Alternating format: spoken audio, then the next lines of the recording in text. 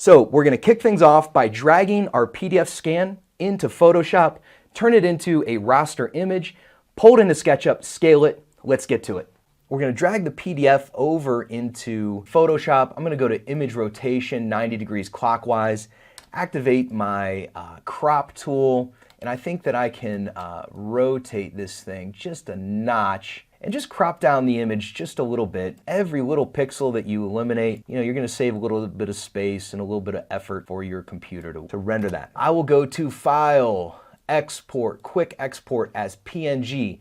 I'm going to save that to my desktop temp, and then we're going to go back over into SketchUp, and what I can do is just drag and drop that image right into SketchUp. So I can just right click on this and choose Explode. Now this is a surface with a material applied to it. I always make any of these imported images, I always make them a group, and then we need to scale this. All right, so you double click into the group. I'm going to run that exact same command with our tape measure tool and go from point to point and finish that measurement. It says 23 feet 10.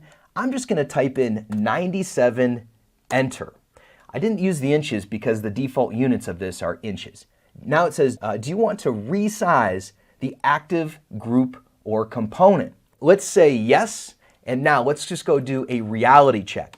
Now these don't have to be perfect, right? I'm just looking like, that's like 8 feet, so 96, 9 inches, 105 inches. That's all good. All right, so let's keep going here and get this thing rotated up. So I'll back out of here, pre-select this object, tap the R key for my rotate tool, and I'm gonna rotate, click and drag to set my center point of rotation, and as I drag, I can find my rotation axis. I'll let go to lock it in. I'll click once to set my rotation reference line. I believe that's what it's called, the reference angle. And then we're going to come off that angle by 90, enter.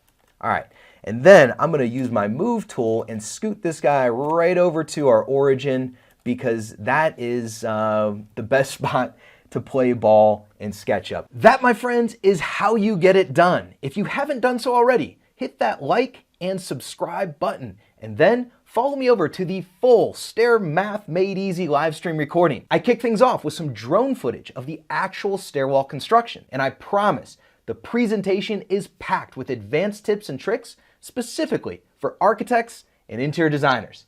I'll see you there.